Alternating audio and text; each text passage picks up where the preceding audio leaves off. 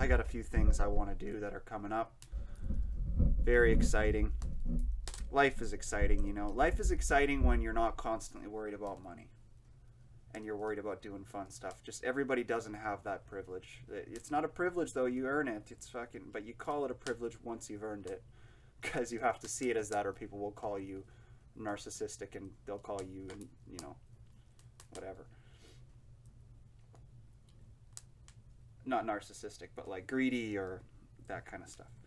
So yeah, what so motivation, what keeps you motivated? I know we all just try to make our parents proud, right? For me though, it was like sports. There was a hierarchy. My brain used to apply hierarchy to difficulty of task too, and I always was like, you know, school was like a nice release from how difficult sport was to me. So it was like, okay, sport did that for me early on. It made me have a clean body and mind, and then it made me focus on school because of how stressful sport was. And I think anybody who's played high level sport can understand that there's a lot of pressure. It's really we put our kids through a crazy war zone with a lot of certain sports. But I'm not saying that's not good. I think it is good. I'm finally, you know, I'm not finally. I've always known what it was for somewhat, but I'm really starting to see the true depth of the value of sport and challenging yourself. We're drinking Anheuser-Busch today thanks to all the different beer companies out there. Wonderful beer. We gotta love it. We enable the drinking of beer on this podcast. Yeah, we're talking about motivation. We're talking about all of that. And beer actually was one of the things I wanted to bring up with that. Because I've learned in life that there's this delicate balance between, you know, pleasures and non-pleasures, if you want to call it that. You know,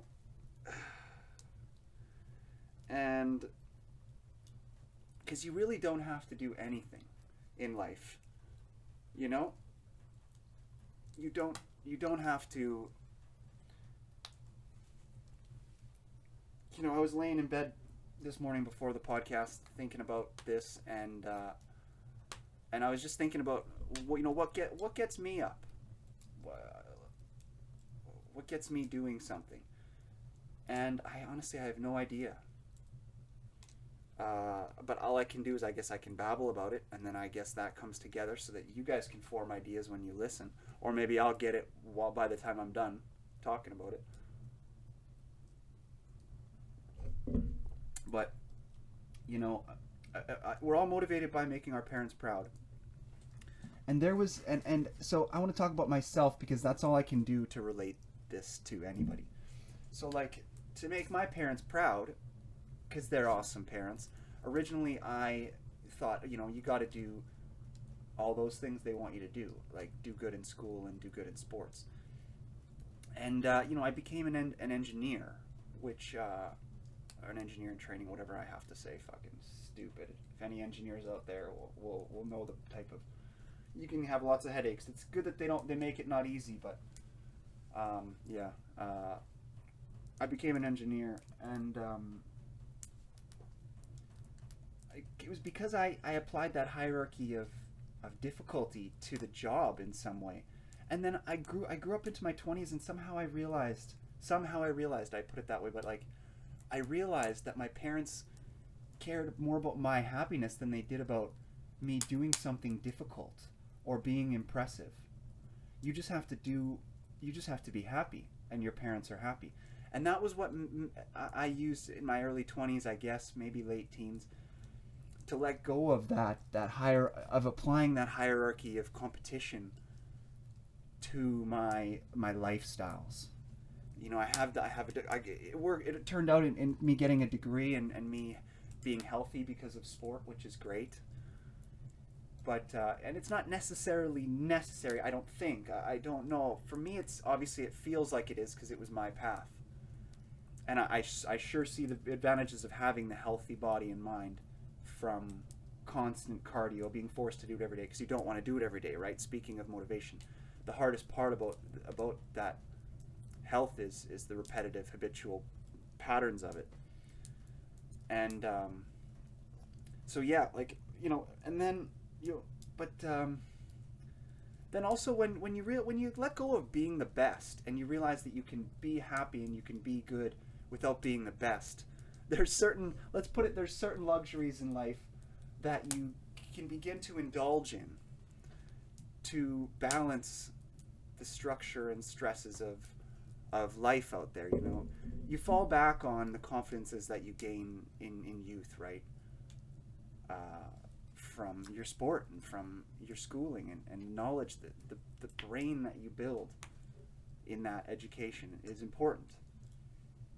But you can start indulging, and once you indulge, though, you can never forget that you have to balance those things, because there's negatives to them. Just there's undeniable objective negatives to, let's say beer or whatever it is that you do to relax, or to tell yourself after you've done the things you have to do to be able to make your life livable. And it's like, oh, you feel you deserve, now it's time for your treat, whether you eat too much food or what it is. You got to pick those things. Yeah. Smells like wood, baby. Smells like wood.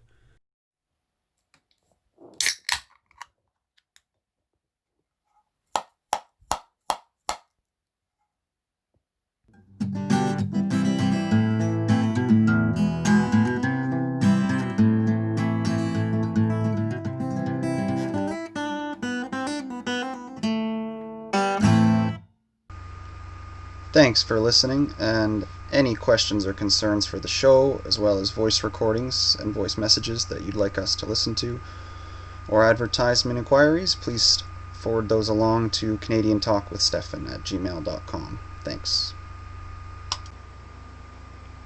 We also have a website, Stephanjackson.ca, where you can find a back catalog of all our episodes, and we're also on YouTube, where you can find the video versions.